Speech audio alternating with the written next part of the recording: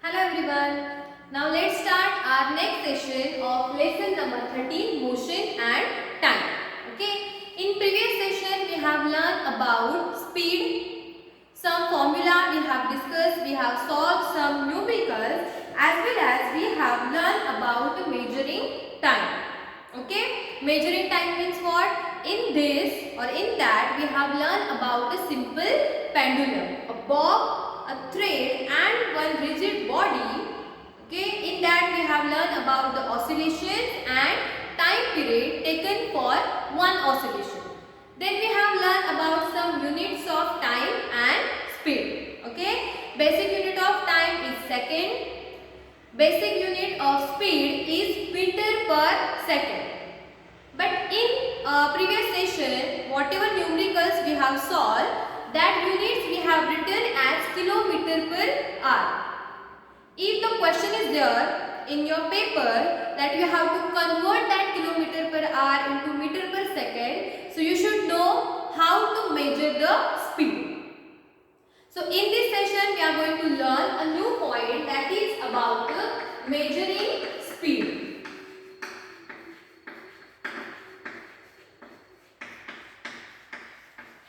Okay.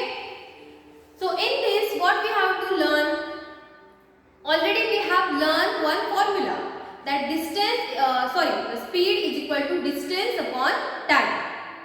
Correct? Speed is equal to how much distance traveled and the time taken to cover that distance. So that we have learned that speed is equal to distance upon time. Then time is equal to that time here second, that interchange, that is distance upon speed. If you have to calculate the distance, so time into speed. So that three formulae we have already discussed. Now what we have to do? We have to do the table 13.4. In that 13.4 table, name of the objects are given. Speed is already given. Okay, means we don't have to calculate the distance upon time, then calculate the speed, then convert that. No, already speed is given. What we have to do? We have to only convert that kilometer per hour into meter per second. So that technique we are going to learn. Before that, one activity is given, that how to measure the speed. So that activity you can do, but for that you need more students or more members. Okay, we have to do that activity in group only. So see what you have to do in that activity, that is table 13.3. Draw a straight line on the ground with the chalk powder or line and ask one of your friends to stand 1 to 2 meter away from it. Means what we have to do? One, ground is there, make a line and tell your friend to stand 1 or 2 meter away from that line. Then what you have to do? You have to throw a ball gently, okay, on the ground in a direction perpendicular to the line. Perpendicular to the line means what? Now imagine it is your friend. You have to tell your friend or your parent or your whatever, sister, brother, throw that ball gently. Okay, not like this. Okay, just gently on the ground like this. In this direction we have to throw that. Then you have to calculate the time when the ball at the rest position. Okay, means if the ball is moving, don't calculate that time. If ball will stop to move, that time you have to calculate. Means you have to note down. Then you have to measure the distance. Now you have distance, you have time.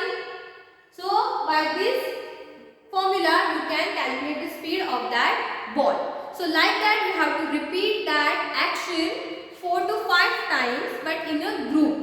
Then what you have to do? You have to write the distance in second column, how much time taken to move that ball, then stop that ball, that is your time, second, and speed, that is distance upon time, and you have to write that speed in meter per second. So directly you can write, because we are calculating the distance in meter and we are taking the time in seconds.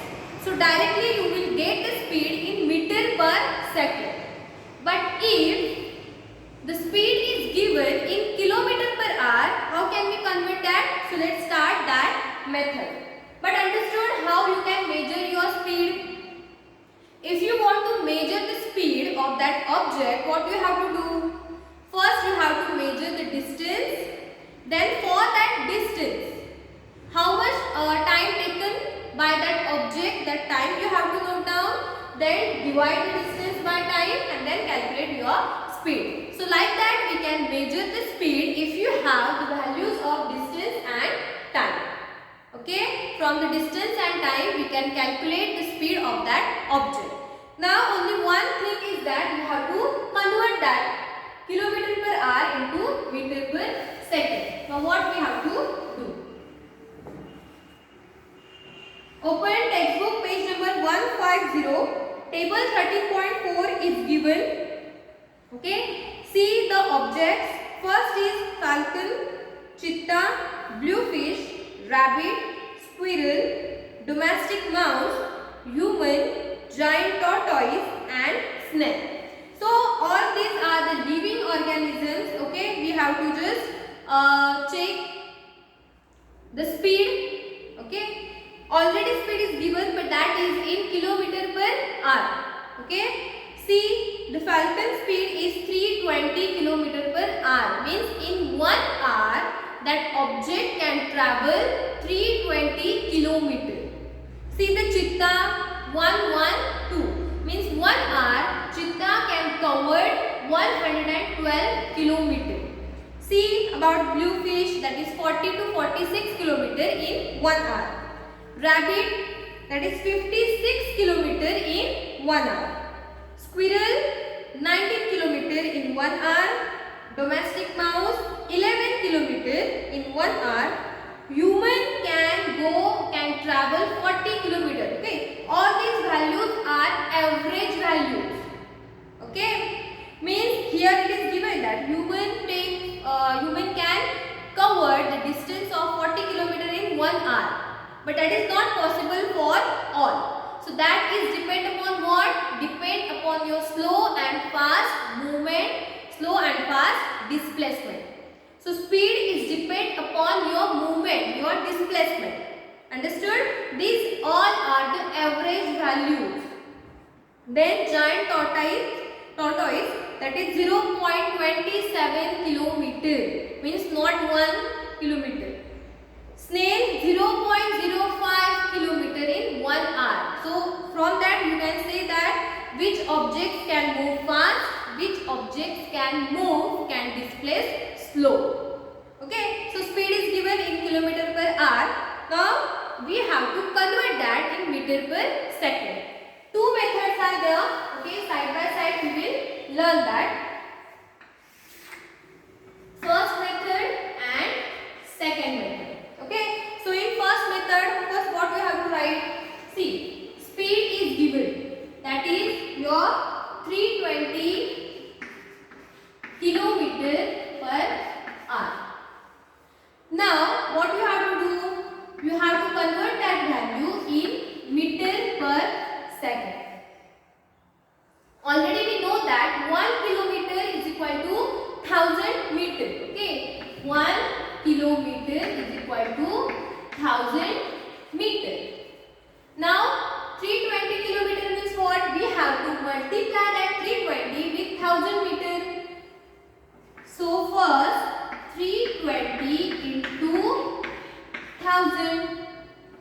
Then R is there, second is there. Wait, I will write that. Okay. See, 1 hour is equal to 60 minutes. Correct? Am I correct? 1 hour is equal to 60 minutes.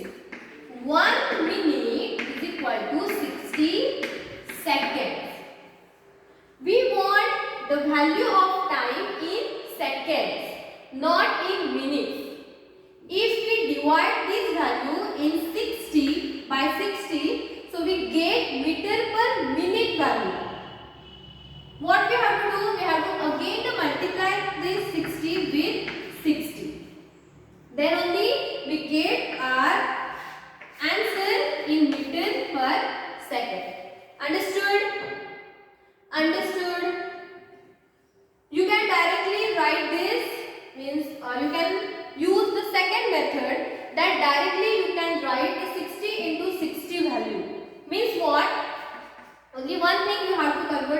or you have to change that, it is same step. Okay, 320 into 1000.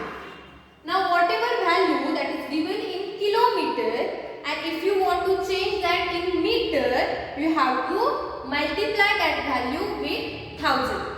And then if the time is given in hours and you have to convert that in seconds, what you have to do? Directly write 3600 at this place. Okay, directly divide this value with 3600, so you can get the answer in meter per second. Okay, so what you have to do? Cancel out 110, then do your calculation and write down meter per second. Same here. Okay, do your calculation and write down your speed in meter per second. Okay, now you are in 7th standard. I think you are good in mathematics, so you can solve this kind of things. So whatever the questions is given, table 13.4, you have to solve that by using this method. Okay, next session we will learn about the distance and time graph. So before that we will solve some numericals, so you can understand how to solve that. Now directly the speed is given in kilometer per hour, so easily you can convert that in meter per second. But if the question is there, distance is given in kilometer, time is given in hour. First what you have to do? You have to first calculate the speed in kilometer per hour, then convert that in meter per second. So one step will add if the distance and time is given. If the speed is given directly, you can convert that easily. Understood? Up to this, how you can measure your speed by knowing the values of distance and time. Two instruments that we can use to count or to measure the speed and the distance traveled by that object. So I think you have observed in the dashboard of your four-wheeler, this kind of thing is there. Okay, 1 meter is given. Okay, as you are going or increasing the speed, that arrow or that hand is moving here and there. So two instruments, that are speedometer and second is odometer. Understood this much? Now take screenshot. So you can solve further and you have to complete table 13.4. Don't write whatever values that you have to write directly. Don't solve in textbook, solve in notebook, click the images and send it to me. Understood? Okay. So the small point, that is odometer and speedometer. Okay. Two instruments are there that we use to count